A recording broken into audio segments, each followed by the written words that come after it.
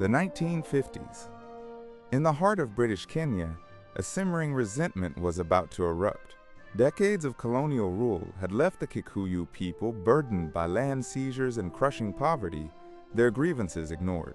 Driven to desperation, they began to whisper secrets, taking solemn oaths, binding themselves to a clandestine cause. This was the birth of the Mau Mau Uprising. What began as a wave of protests soon escalated into a violent rebellion, shocking the colonial administration. The British responded with overwhelming force, unleashing a brutal counterinsurgency campaign. A state of emergency was declared, transforming the landscape into a battleground. Yet, amidst the bloodshed and hardship, this desperate struggle, born of deep injustice, ultimately paved the way for Kenya's hard-won independence. The year is 1918. The Great War is raging, but a far deadlier enemy is about to emerge. It's an invisible killer, swift and merciless, that will sweep across the globe with unprecedented speed. This is the story of the Spanish flu. Unlike any influenza we'd seen before, it struck down the young and healthy with terrifying efficiency, leaving behind a trail of devastation. Hospitals overflowed, communities were paralyzed, and fear gripped the world. Within months, it had infected a third of the planet's population, claiming an estimated 50 million lives, more than the war itself. The Spanish flu was a stark and brutal reminder of humanity's vulnerability, a lesson etched into history that continues to shape our understanding of pandemics and our preparedness for future threats. The year is 202 BCE. For years, the name Hannibal had struck terror into the heart of Rome. Undefeated, a master strategist, he had marched his armies and terrifying war elephants across continents, leaving a trail of Roman defeats. Now, the ultimate showdown loomed. In the dusty plains of Zama, North Africa, two titans of the ancient world were set to clash. Hannibal, the legend, faced Scipio Africanus, Rome's brilliant response. As the battle commenced, a thunderous roar signaled the charge of Carthage's colossal beasts.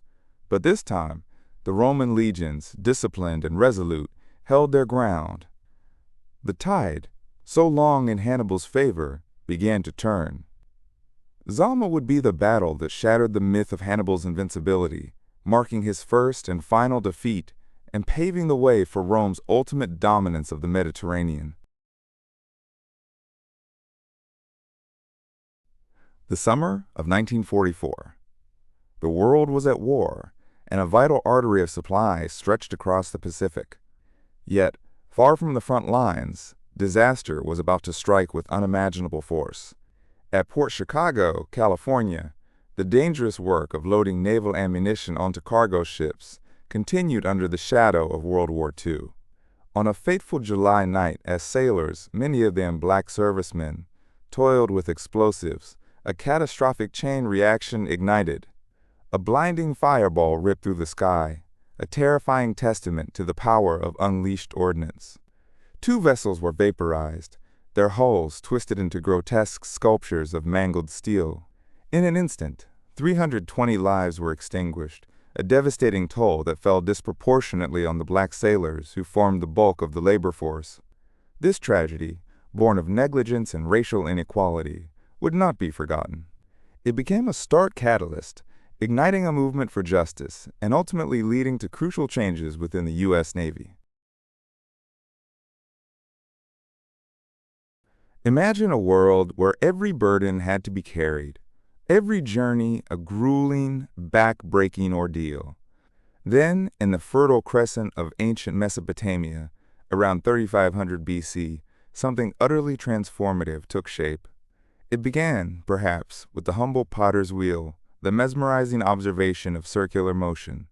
From this simple insight, a radical idea was born: solid wooden discs, ingeniously attached to axles.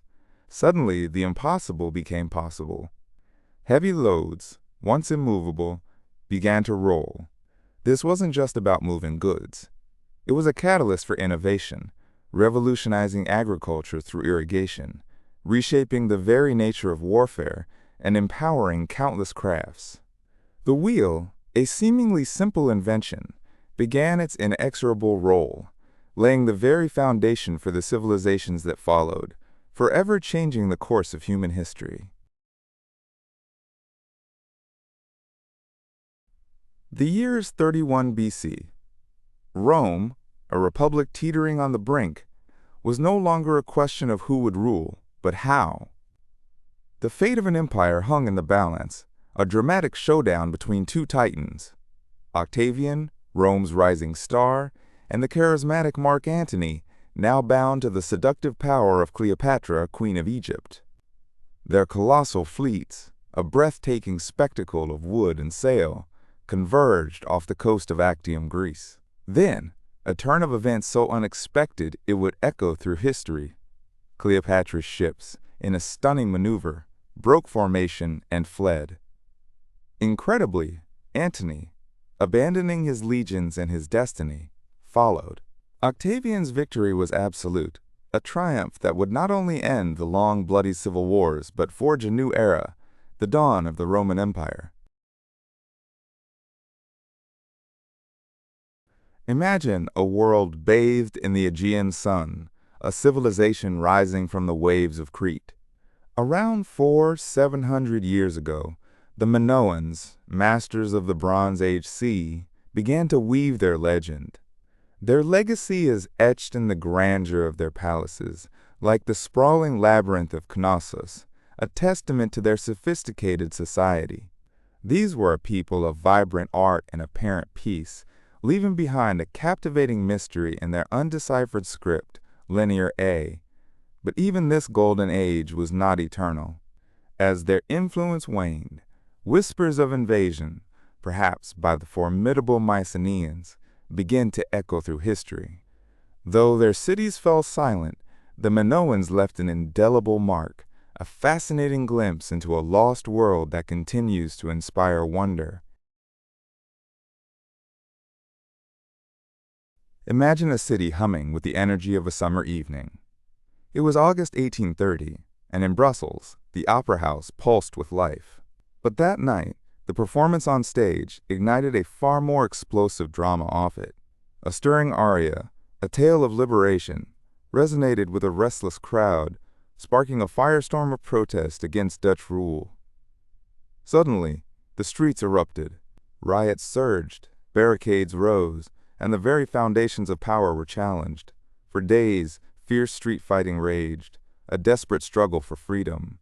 Finally, the Dutch forces faltered, defeated by the sheer will of a people yearning for self-determination. A provisional government was hastily formed, and the unthinkable happened. A new nation was born. Belgium declared its independence, a bold declaration that would forever reshape the map of Europe.